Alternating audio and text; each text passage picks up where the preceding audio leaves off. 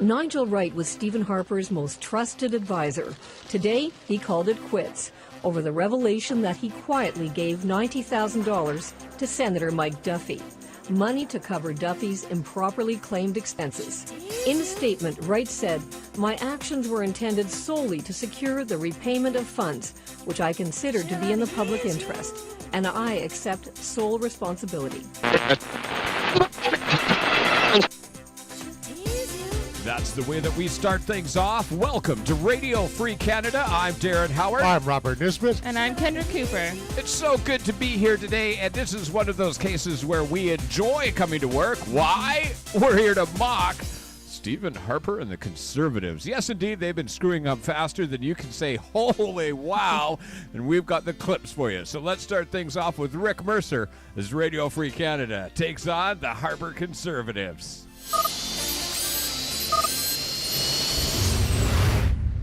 Well, this has been a tough week for the Canadian Senate, and especially for PEI Senator Mike Duffy. Now, this is embarrassing. The man claims that he is a resident of PEI, and now it turns out that none of his neighbors have ever actually seen him there. And let's face it, he's tough to miss. But I'm not here to beat up Mike Duffy. Quite frankly, it's too easy. Blaming Mike Duffy for being the poster boy for everything that's wrong with the Senate is like blaming a horse for taking a whiz in the street. It's what they do. Nope, I blame the big guy. Prime Minister of Canada is the greatest job in the world, and with that job comes tremendous privileges. And one of them, no matter what you think about the Senate, is that you get to choose who sits in the chamber of sober second thought. Emphasis on the sober. Well, PEI needed a senator. Stephen Harper sussed it out and came to the conclusion there was not a single honest man or woman on PEI who was up for the job. So instead, he gave the job to someone who was literally hanging out in the lobby of the Parliament buildings, Mike Duffy, who now is in trouble for allegedly not living on PEI. Well, of course he doesn't live on PEI. It's Mike Duffy. He is the personification of the Ottawa insider. He gets 500 feet away from the Parliament buildings. He gets dizzy and falls over. The Senate is not the problem. Lousy senators are the problem, and there is a solution. Pick better senators. It's not like Canada has a shortage of hard-working, honest Canadians who play by the rules. And if our Prime Minister doesn't know any, then Canada has way bigger problems than Senate reform. Yes, it's Rick Mercer. I'm so enjoying that portion of the program. He's making sense, though. You know, Prime Minister Harper should not have pissed on the CBC. No, don't threaten a guy's paycheck. Don't even think about it, because, of course, the CBC has all the dirt in the world. They've talked about Vic Taves, a pregnant babysitter. They've talked about $3.1 billion missing dollars. And they talk about paying twice as much for designs for ships that would cost the same to build. It's almost like these guys don't have the internet. Thank goodness you do. Remember, we're the guys who do not make up excuses for what we're talking about. We don't make up commercials saying, trust us. We're Radio Free Canada. Let's run one more clip and get right into SenateGate 2013 with Radio Free Canada. Here's a test. How do you make "where do you live" confusing?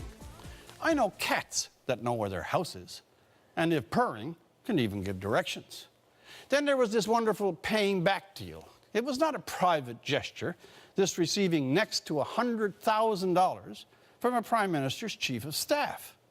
Remember Bev Oda going out the door for $16 orange juice? 90,000 bucks could buy you a whole Florida citrus plantation. Yet Mike Duffy stays in the Senate. He's out of the caucus, but the story stays, and he stays still in the Senate. Stonewall evasion till pure public uproar forced him to make tonight's concession. People, taxpayers, are looking at this and simply weeping with anger and despair. One world for them and one world for the rest. An appointment which should never have happened in the first place is turning into one of the most outrageous displays of Stephen Harper's entire tenure.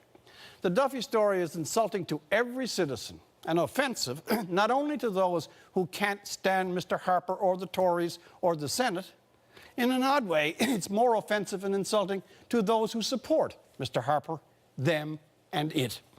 And do you know how big this deal is? Well, it's bigger even than the Leafs' collapse.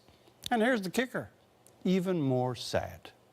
For the National, I'm Rex Murphy. I don't know. Even more sad than the Leafs falling to pieces? That's not really that sad. Well, it's kind of amusing. I mean, I saw a whole bunch of guys in those Leafs, going, and boy, did they ever have a lot to say. But they did. You know what? The funny thing is, your average Leafs fan has no idea what's going on in politics.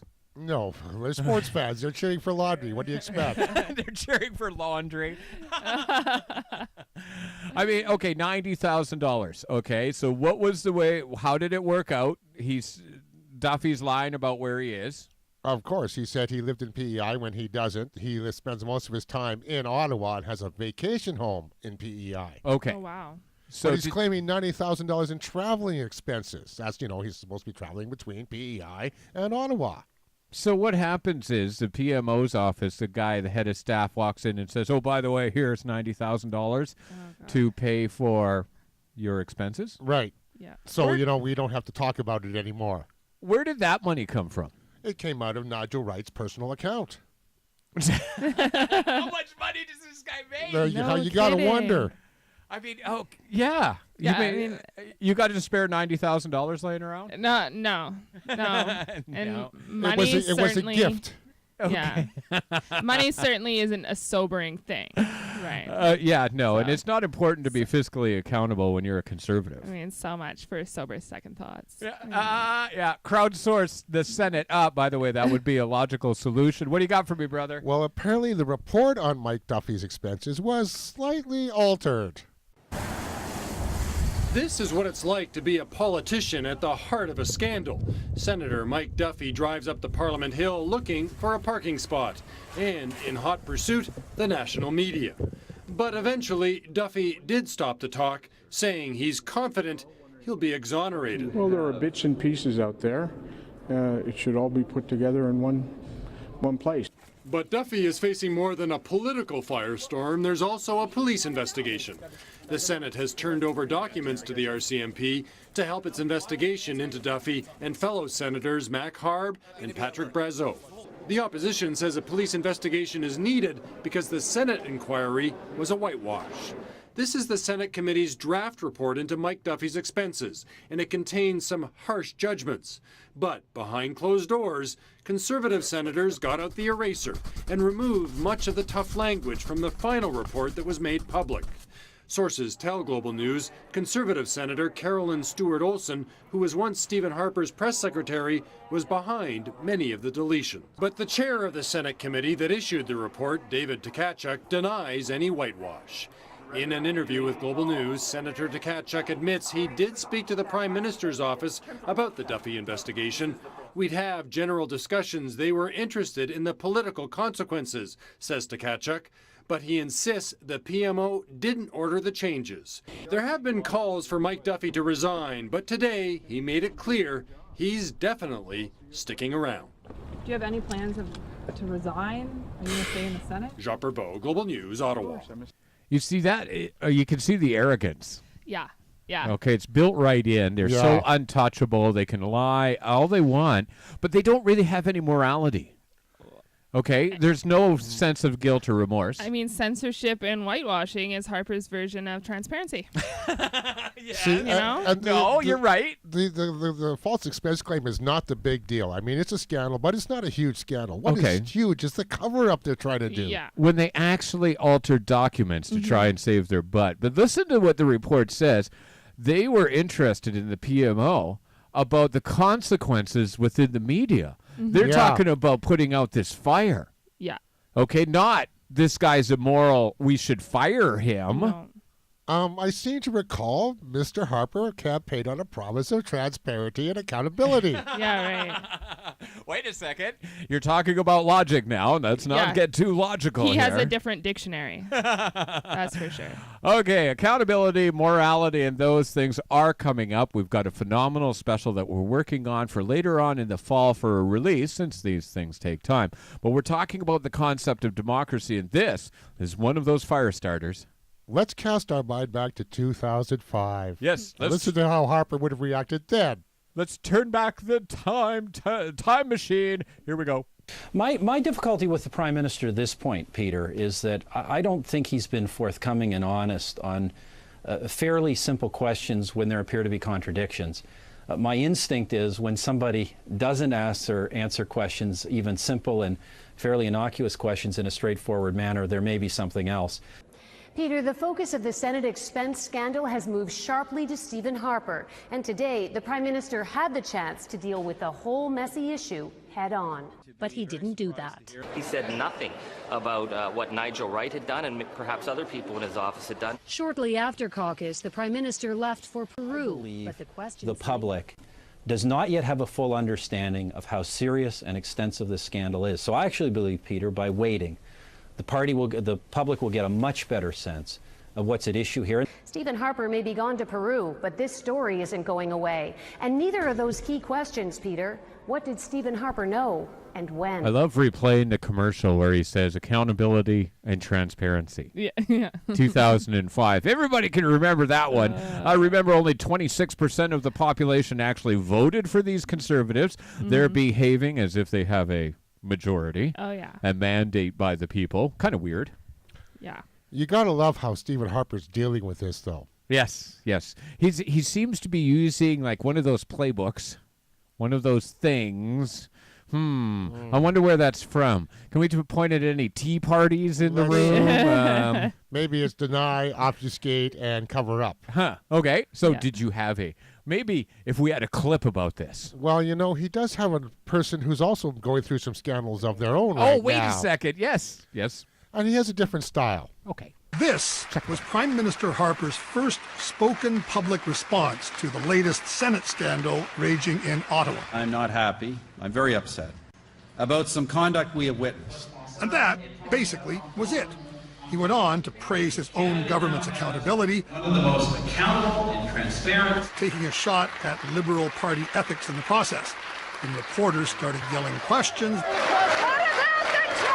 they were kicked out of the room. What did you know? Harper remained silent and smiling. Thanks, everyone. It's inexcusable, and Americans are right to be angry about it, and I am angry about it. Barack Obama, by contrast, takes a somewhat different approach than Harper. He quickly took questions on the most serious scandal facing him right now, revelations that federal tax collectors deliberately targeted conservative groups during the last election. The fact is, accountability has an entirely different definition here in the United States. Barack Obama is constantly on camera, constantly taking questions. From the day he took office to the end of last month, he's held 84 news conferences, 38 of them fully fledged, wide open solo affairs. He's also held 110 short question and answer sessions with journalists, and he's granted 700 sit-down interviews. By comparison, Stephen Harper is practically a hermit. Today, far from Canadian soil, he finally took 2 questions from Canadian reporters about the Senate scandal. He blamed his chief of staff. The source was indeed my Chief of Staff, Nigel Wright. I immediately asked that that information be released publicly. Strangely, one of the most common accusations leveled at Harper by his critics is that he behaves more like a president than a prime minister. Viewed from down here, at least, that's one criticism that's entirely misguided. Yes, indeed, we are continuing jumping in on Stephen Harper and his nightmare, covering the Senate scandal that just won't go away. Well, you know, we can't just have a brief flash and then everybody forget about it. We have the internet. The internet never forgets, and it's one of the problems that the Harper conservatives have. I am Darren Howard. I'm Robert Nisbet. And I'm Kendra Cooper. Stay with us as we bring you the story. And yes, indeed, more reasons to vote against the conservatives in 2015. Here we go. In a statement, Wright said, "My actions were intended solely to secure the repayment of funds, which I considered to be in the public interest, and I accept sole responsibility." Shortly after, the Prime Minister accepted the resignation, with great regret. And Stephen Harper added, "I accept that Nigel believed he was acting in the public interest." But Wright's resignation didn't put an end to the questions for the Prime Minister. He needs to come clean with Canadians and say, what did he know, when did he know it, and why didn't he take action? But in his statement, Nigel Wright used careful words to put distance between his actions and Stephen Harper. "I did not advise the Prime Minister of the means by which Senator Duffy's expenses were repaid, either before or after the fact," he said.